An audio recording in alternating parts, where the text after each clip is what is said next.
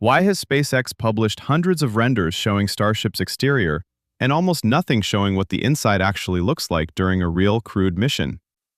The answer involves a zero-gravity toilet that took engineers over 2 years to partially solve, sleeping quarters that double as radiation shelters, and a kitchen situation that would make a submarine crew uncomfortable.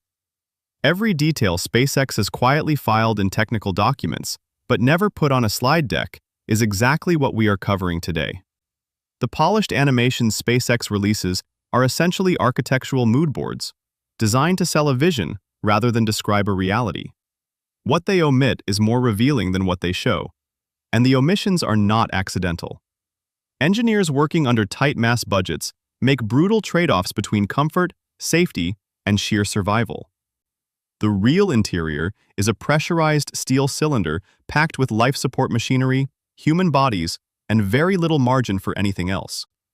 Understanding why those trade-offs exist changes how you see every future mission announcement entirely. The air you're breathing right now has been recycled, scrubbed, and pushed back at you through a ventilation system that never stops.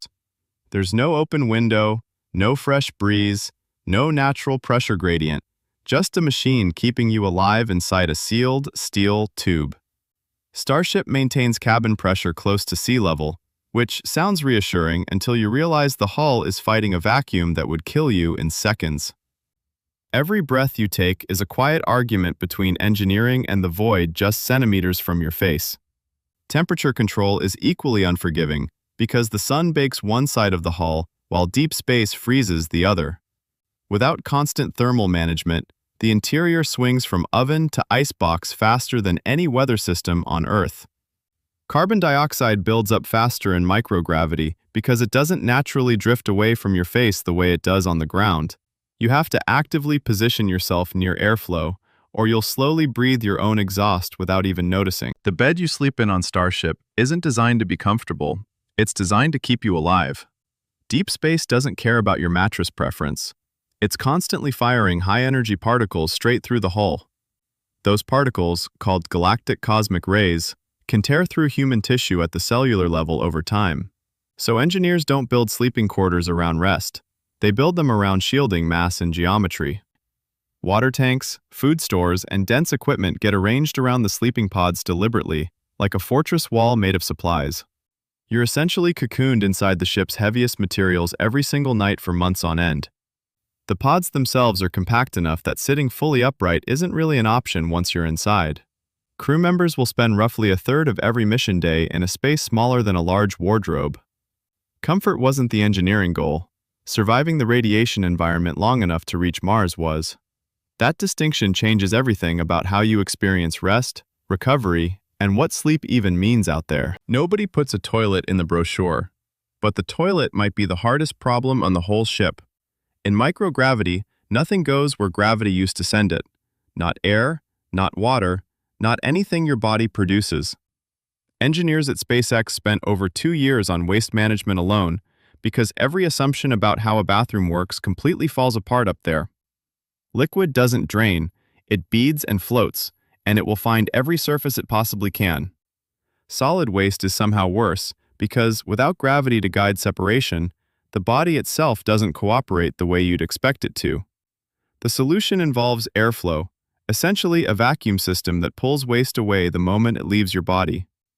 You're not sitting on a toilet so much as you're docking with one, and alignment actually matters. Miss the mark and you've created a contamination event that affects everyone breathing the same recycled air. That's not a personal problem anymore. That's a crew emergency. The 2-year timeline starts to make a lot more sense when you frame it that way. The promotional renders show a sleek galley, warm lighting, and crew members casually sharing a meal together. What mission planning documents actually describe is something closer to a submarine's break room on a bad day. There's no stovetop, no open flame, and no way to pour liquid without it floating straight into your face. Everything comes in sealed pouches, rehydrated with a measured shot of temperature-controlled water from a pressurized line. You squeeze the food directly into your mouth, because a fork becomes a projectile the moment you stop paying attention. Crumbs are genuinely dangerous in microgravity. They drift into ventilation systems, instrument panels, and your lungs. The entire crew shares a prep area roughly the size of a standard kitchen countertop, designed for efficiency rather than anything resembling comfort. Eating stops being a social ritual and becomes a maintenance task, something your body requires the way an engine requires fuel. After 6 months, that shift does something to a person that no training simulation fully prepares you for. Imagine being locked in a space roughly the size of a city bus, with the same 40 people for 6 months straight. There are no windows to step outside of, no streets to walk down, no rooms to simply disappear into. SpaceX designers know that isolation doesn't just make people sad, it makes them dangerous to the mission. So the common areas inside Starship are engineered with behavioral science baked into every corner and curve. Sight lines are deliberately broken up so your brain doesn't register the same visual loop on repeat. Lighting shifts through a full circadian cycle, nudging your body clock even when the sun is nowhere. Texture and color variation get used as psychological anchors, giving different zones a genuinely distinct emotional feel. The goal isn't comfort exactly. It's cognitive survival across 200 days of deep space. Every bench angle, every shared surface, every subtle acoustic buffer is a calculated argument against the human mind folding under pressure. It's behavioral architecture disguised as interior design. Every design choice inside Starship carries a second job, the emergency version of itself. Those padded wall panels aren't just comfort, they're impact absorption rated for a hard splashdown. The harness system holding you in your seat can lock down in under 2 seconds, automatically. Overhead storage latches don't just keep your gear from floating, they keep it from becoming a projectile at 8 Gs. The lighting strips lining every corridor shift from white to amber the moment an abort sequence is triggered.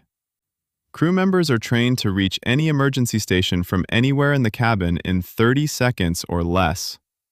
The air recycling system has a fully independent backup loop that kicks in without any human input at all.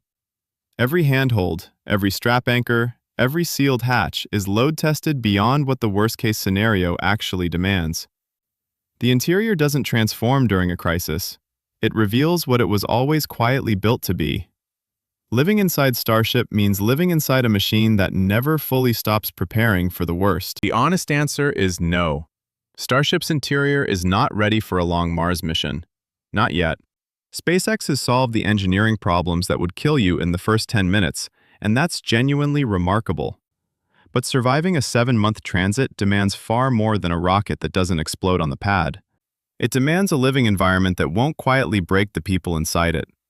The gap between a functional pressure vessel and a humane habitat is enormous. And right now, Starship sits closer to the first than the second. Radiation shielding, reliable recycling, private space, and psychological breathing room are all still open questions on the manifest. None of those problems are unsolvable. Humans are extraordinarily good at solving exactly this kind of hard, costly, unglamorous work. The renders will keep looking beautiful, and the engineers will keep grinding, because there is simply no other way to get this done.